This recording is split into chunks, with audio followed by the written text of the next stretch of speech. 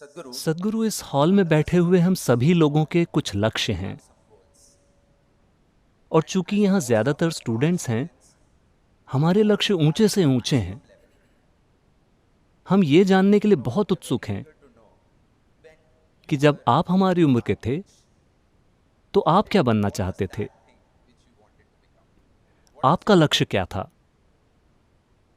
ओह,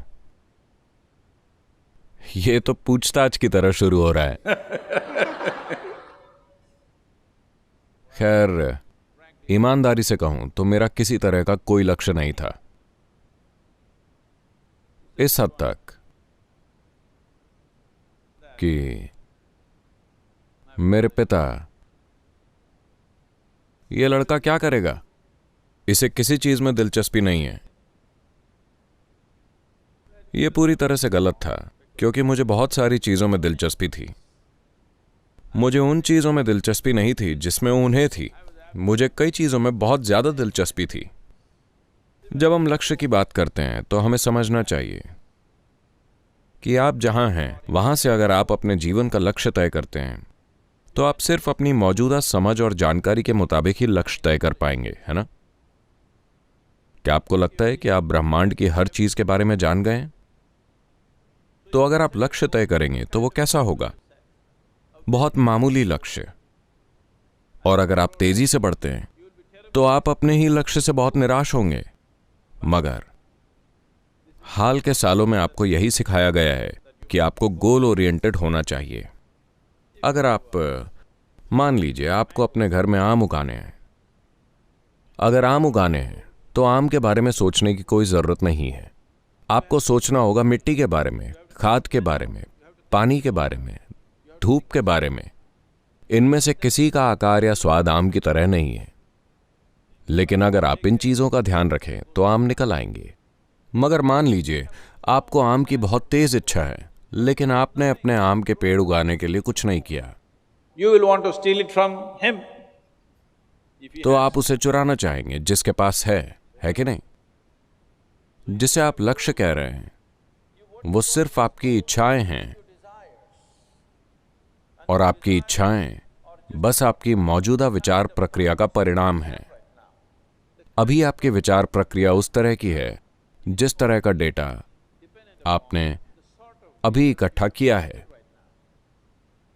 आपके ख्याल से आपके जीवन के 20 सालों में आपने कितना डेटा इकट्ठा कर लिया है कि आप अपने जीवन का लक्ष्य तय कर सकें? यह जरूरी नहीं है। यह एक ऐसी चीज है जो मैं ला रहा हूं। हर साल नवंबर महीने में हम एक बिजनेस इवेंट आयोजित करते हैं। इसमें कई बिजनेस लीडर्स आते हैं। सभी टॉप बिजनेस लीडर्स वहां आ चुके हैं। हर साल 4 दिन तक 200 सीईओ हमारे साथ ट्रेनिंग लेने आते हैं। पिछले साल उनमें से एक ने मुझसे पूछा, जो एक बड़ी मल्टीनेशनल कंपनी चला रहे हैं, सद्गुरु, हम सबसे अच्छे लोगों को लेते हैं आईआईटीज और आईआईएम से, और उन्हें अधिक से अधिक पैसे देते हैं, और वो और भी अधिक की मांग करते रहते हैं।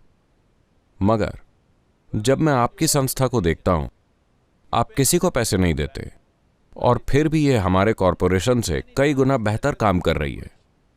इसका राज क्या है? मैंने कहा, देखिए, बस इतना है कि हम प्रक्रिया के प्रति समर्पित हैं। हमें लक्ष्य की चिंता नहीं है। हम प्रक्रिया के प्रति पूरी तरह से समर्पित हैं, क्योंकि अभी हम जो कर रहे हैं उस प्रक्रिया के प्रति हमारा समर्पण जरूरी है। अगर अभी आप जो कर रहे हैं उसे अच्छी तरह नहीं करते तो आपका लक्ष्य बस एक इच्छा बनकर रह जाएगा, है ना? हेलो, हाँ या नहीं?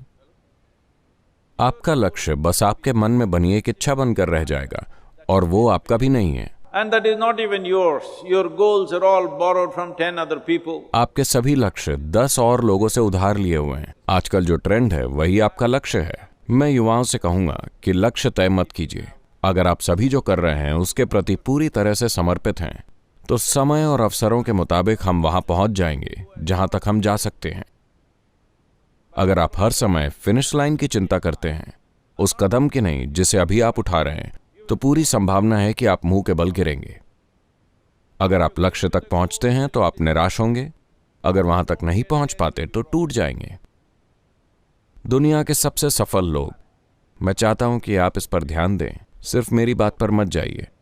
सड़क पर जाकर लोगों को देखिए। उन लोगों को छोड़ दीजिए जो बैलगाड़ी वगैरह चला रहे हैं। बस उन लोगों को ध्यान से देखिए जो BMW, मर्सिडीज और ऐसी गाड़ियां चला रहे हैं। कामयाब लोग, उन्हें ध्यान से देखिए। उनमें से कितने लोग खुशी खुशी अपनी BMW चला रहे हैं? हेलो? कितने लोग खुशी से अपनी ड्रीम कार चला रहे हैं जिसके लिए उन्होंने मेहनत की? आप देखेंगे कि शायद ही कोई ऐसा मिलेगा जब तक कि वो चोरी की कार ना हो।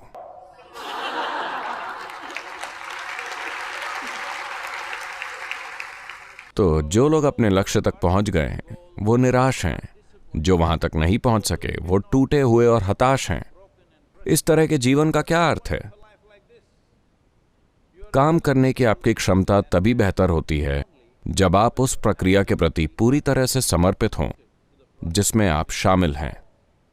मैं समर्पण शब्द का इस्तेमाल जानबूझकर कर रहा हूं क्योंकि लोगों को लगता है कि समर्पण या भक्ति का मतलब मंदिर जाना होता है। मुझे बताइए, किसी भी क्षेत्र, जीवन के किसी भी क्षेत्र में, sport, art, music, politics, spirituality, जो भी चाहे ले लें, एकेडमिक्स, क्या कोई व्यक्ति अपने काम के प्रति समर्पित हुए बिना किसी बड़ी उपलब्धि तक पहुंच पाया है? हेलो? क्या कोई पहुंच पाया है? उन्होंने औसत चीजें की हैं। सिर्फ अपने काम के प्रति पूरी तरह से समर्पित लोग ही इस दुनिया में महत्वपूर्ण चीजें कर पाए हैं और आपको वही करना चाहिए। सद्गुरु, आपने कहा कि जो लोग लक्ष्य को हासिल करते हैं वे उतने खुश नहीं होते, और जिन लोगों के पास मैंने सोचा कि मैं आपको थोड़ा सा डरा दूं। और जिन लोगों के पास लक्ष्य नहीं है वे भी खुश नहीं हैं। मगर लक्ष्य स्टार्टिंग पॉइंट है। नहीं नहीं, मुझे इसे सही करने दीजिए। लक्ष्य स्टार्टिंग पॉइंट है या finishing line? Which is it? दोनों ही है। ऐसा कैसे? लक्ष्य एक स्टार्टिंग पॉइंट कैसे है? लक्ष्य फिनिशिंग लाइन है या स्टार्टिंग पॉइंट? प्लीज आप लोग बताइए, आप सभी बताइए, लक्ष्य स्टार्टिंग लाइन है या फिनिशिंग लाइन? ये क्या है? लेकिन लक्ष्य तय करने से हमें प्रेरणा मिलती है। एक बार हम दिमाग में कोई लक्ष्य सोच लें। अब आप मुद्दे पर आ रहे हैं। तो आपको सर्कस के बंदर की तरह ट्रेनिंग दी गई है। You know? सर्कस के बंदर ऐसे होते हैं, अगर आप उनसे कोई करतब करवाना चाहें तो आपको उन्हें एक मिठाई देनी होगी, वरना मैं नहीं करूंगा। एक और मिठाई? सर्कस के बंदर मत बनिए। मुझे लगा कि हम काफी पहले बंदर से आगे विकास कर चुके हैं। तो आप सिर्फ इसलिए काम करते हैं कि मुझे क्या मिलेगा, मुझे क्या मिलेगा, मुझे क्या मिलेगा। आपको क्या मिलेगा? एक दिन आप मर जाएंगे, बस यही होगा। आपको लगता है कि आपको आखिर में कुछ मिलेगा? नहीं, आप बस एक दिन मर जाएंगे। सवाल सिर्फ यह है कि आपने कितना सुंदर, सार्थक और तीव्र जीवन जिया। सिर्फ यही अहम है। अंत में आपको क्या मिलेगा? लक्ष्य एक अंत है ना? आपके ख्याल से आपको जीवन के अंत में क्या मिलेगा? आप ओल्ड एज होम और हॉस्पिटल में जाकर देखिए जहां लोग अपने जीवन के आखिरी पड़ाव में होते हैं। उन्हें देखिए और सोचिए कि उन्हें क्या मिला। कुछ नहीं। या तो उन्होंने एक शानदार जीवन जिया या नहीं जिया, बस इतना ही है।